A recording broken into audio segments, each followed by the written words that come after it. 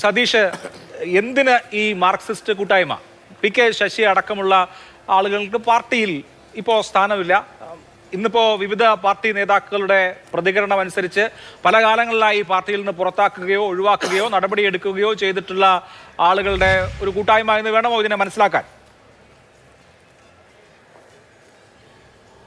തീർച്ചയായും ഇപ്പോൾ മാർക്സിസ്റ്റ് കൂട്ടായ്മയാണ് ഈ കഴിഞ്ഞ തൊട്ട് സമ്മേളനത്തിന് മുമ്പ് വരെ പാർട്ടിയെ നയിച്ചിരുന്ന ഏരിയ സെക്രട്ടറിമാർ, ലോക്കൽ സെക്രട്ടറിമാർ, അതുപോലെ തന്നെ പഞ്ചായത്ത് പ്രസിഡന്റുമാർ, വിവിധ ലോക്കൽ കമ്മിറ്റി അംഗങ്ങൾ, ഏരിയ കമ്മിറ്റി അംഗങ്ങൾ, ജില്ലാ കമ്മിറ്റി അംഗങ്ങൾ തുടങ്ങി ഈ പാലക്കാട് ജില്ലയിലെ വിവിധ തലങ്ങളിൽ പ്രവർത്തിച്ചിട്ടുള്ള ഉത്തരവാദിത്തമുള്ള പ്രധാനപ്പെട്ട CPIM-ന്റെ പ്രവർത്തകരെ ഒരു കാരണവുമില്ലാതെ അവരുടെ താല്പര്യങ്ങൾക്ക് വഴങ്ങാത്ത കുറേ ആളുകളെ തൻ്റെ വ്യക്തി താല്പര്യങ്ങൾ ഉപയോഗിച്ച് നടപടിക്ക് വിധേയമാക്കിയ കുറേ ആളുകളുടെ ഒരു കൂട്ടായ്മ, പ്രവർത്തകരുടെ ഒരു കൂട്ടായ്മ മാത്രമാണ് ഞങ്ങൾ ഇന്ന് സംഘടിപ്പിച്ചിട്ടുള്ളത്.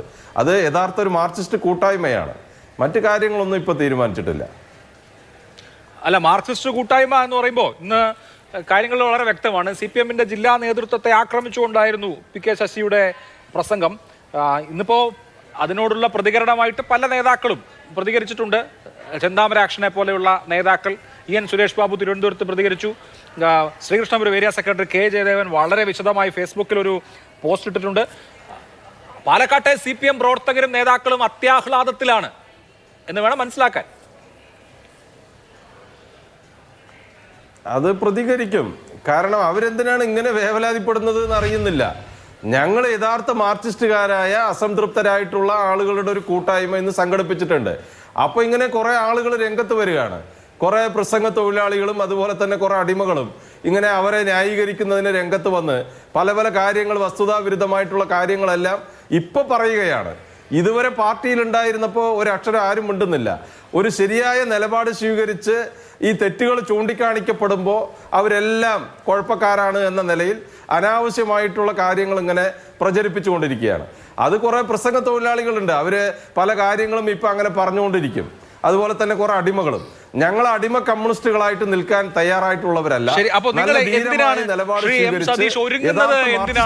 പ്രവർത്തിക്കുന്നതിന് തീരുമാനിച്ചിട്ടാണ് ഇന്ന് കൺവെൻഷൻ കൂടിയിട്ടുള്ളത്. ഈ മേഖലയിൽ വിമത കമ്മ്യൂണിസ്റ്റ് പാർട്ടിയൊക്കെ ഉണ്ടായിട്ടുണ്ട്. പക്ഷെ അത് പിന്നീട് ഇല്ലാതായി പോവുകയാണ് ചെയ്തത്. MR മുരളിയുടെ നേതൃത്വത്തിൽ ഷൊർണൂരൊക്കെ ഉണ്ടായിട്ടുണ്ട്. ഇപ്പോൾ നിങ്ങൾ ഒരു നിയമസഭാ തെരഞ്ഞെടുപ്പിന് മുമ്പ് അസംതൃപ്തരായ ആളുകൾ ഒരു മാർക്സിസ്റ്റ് കൂട്ടായ്മ ഉണ്ടാക്കുന്നു. അതിന് PK ശശി നേതൃത്വം നൽകുന്നു. PK ശശി എവിടെയാണ് മത്സരിക്കാൻ പോകുന്നത്? ഷൊർണൂരോ ഒറ്റപ്പാലത്തോ ഒക്കെ മത്സരിച്ചുകൊണ്ട് അടുത്ത തെരഞ്ഞെടുപ്പിൽ CPM-നെ ഒരു പാഠം പഠിപ്പിക്കുക എന്നുള്ളതാണോ തീരുമാനം? അതിന് UDF-ന്റെ പിന്തുണ ഉണ്ടാവുമോ? എന്താണ് അതേക്കുറിച്ച് പറയാൻ കഴിയുന്ന കാര്യം?